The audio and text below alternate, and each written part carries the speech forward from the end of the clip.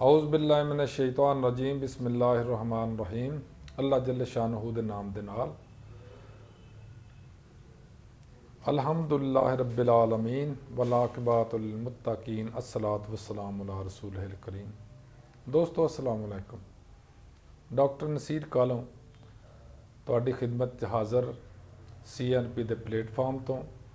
दोस्तों मैं कोशिश करना कदी कदी कि कोई ना कोई नया टॉपिक उत्ते तुहाडे नाल गुफ्तगू की जाए, तुहाडे नाल डिस्कस किया जाए, तुहाडे नाल शेयर किया जाए।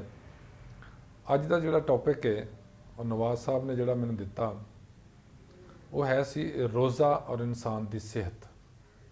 दोस्तों मेरे सब दोस्त दीन नूं बड़ी अच्छी तरह समझते भी ने, जानते भी ने, और नहीं अगर समझते या नहीं जानते तो उन्हें जानना भी चाहिए, समझना भी चाहिए। क्योंकि रोज़ा जिहड़ा है वो साडे दीन का एक 5 पिलरां चों एक पिलर है, यानी 5 सतूनां चों एक बहुत अहम सतून है जिहदे ते साडा खसूसी तौर पर कोई पैसा भी नहीं लगता। और ये उन्हां फराइज़ च शामिल आ जिहड़ा अल्लाह ताला ने हुक्म दिता और तकरीबन तमाम अंबिया ने उत्ते अमल किया, रोज़े रखे। साढ़े नबी सल्लल्लाहु अलैहि वसल्लम आका दो जहान तो साबित जिहड़ी चीज़ आ वो ना सिर्फ रमज़ान के रोज़े रखते सन, बल्कि वो रोज़ियां तो इलावा रमज़ान के रोज़ियां तो इलावा भी बहुत सारे रोज़े रखते सी। बल्कि चंद दफ़ा कई दफ़ा सहाबा इकराम ने हजूर सल्लल्लाहु अलैहि वसल्लम की बारगाह च गुजारिश की कि या हज़रत तुसी इन्ने रोज़े रखते हो तो असीं भी इन्ने ही चाहते कि रोज़े रख लिया करिए, लेकिन हजूर ने मना फरमाता सी। भला क्यों? वो इस वास्ते हजूर ने फरमाया मेरे और तुहाडे च बहुत फ़र्क है और इस शक भी कोई नहीं है। नबी च और आम इंसान च ज़मीन व आसमान का फ़र्क है। हजूर ने फरमाया कि मेरा अल्लाह मैनू बेइलमी च यानी बगैर इलम होने तो भी खाना खिला देंदे।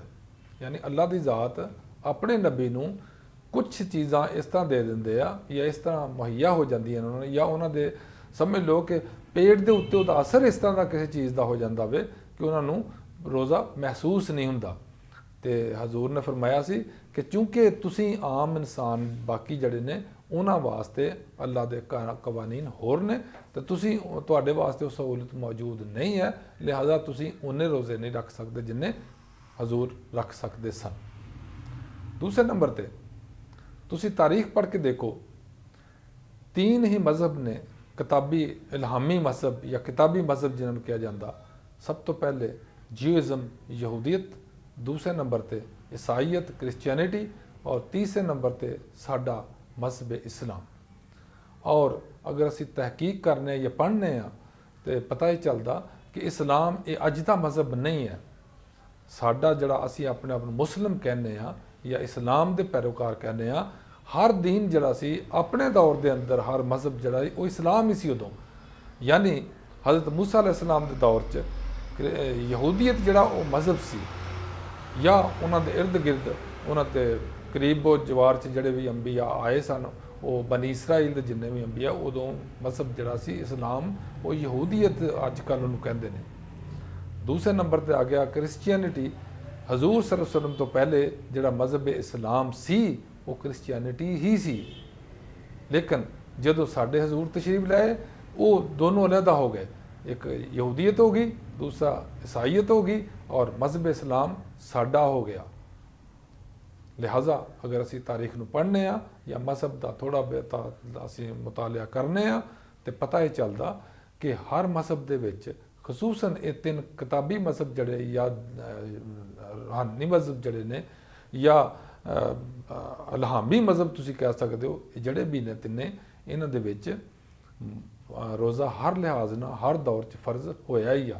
ये अलहदा चीज़ आ कि किसी का रोज़ा कि उहदा पीरियड की सी, उहदा टाइम किन्ना सी और उहदे किन्ने अरसे वास्ते सी, ये मुख्तलिफ चीज़ां ने, लेकिन हर मज़हब ते ये फर्ज रहा। तुसी अगर इस तो इलावा अगे चल के देखो किसी ना किसी सूरत में बुद्ध मज़हब च भी और ये हिंदूइज़म च भी इनू ਕਿਸੇ ਨਾ ਕਿਸੇ ਤਰੀਕੇ ਨਾਲ ਇਹ 'ਤੇ ਅਮਲ ਕੀਤਾ ਜਾਂਦਾ ਵੇ, ਔਰ ਸ਼ਾਇਦ ਘੱਟ ਕੀਤਾ ਜਾਂਦਾ, ਲੇਕਿਨ ਹੁੰਦਾ ਇਹ 'ਤੇ ਅਮਲ। ਹੁਣ ਆਈਏ ਇਹਦੀ ਫਜ਼ੀਲਤ ਕੀ ਆ।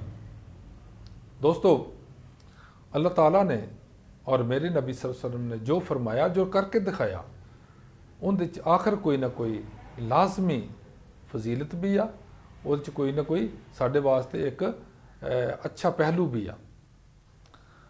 इहदे च अच्छा पहलू की है रोज़े च? तुसीं देखिया होना अजकल दे ज़माने च साडे बहुत सारे दोस्त अहबाब जिहड़े ने, कोई शुगर का मरीज़ है और कोई ब्लड प्रेशर का मरीज़ है। ये दोनों चीज़ों का इलाज है। तीसरी जिहड़ी आम मर्ज़ साडे चलदी पई आ वो है मोटापा। मोटापे का बेहतरीन इलाज जिहड़ा वो रोज़ा है। और मैं अक्सर देखना कि दोस्तों ने भी मशवरा दिना कि तुसीं रोज़े रखो ताकि तुहाडा वज़न कम हो जाएगा, तुहाडा पेट कम हो जाएगा, तुहाडी चर्बी कम हो जाएगी, तुहाडी शुगर कम हो जाएगी, तुहाडा ब्लड प्रेशर कम हो जाएगा।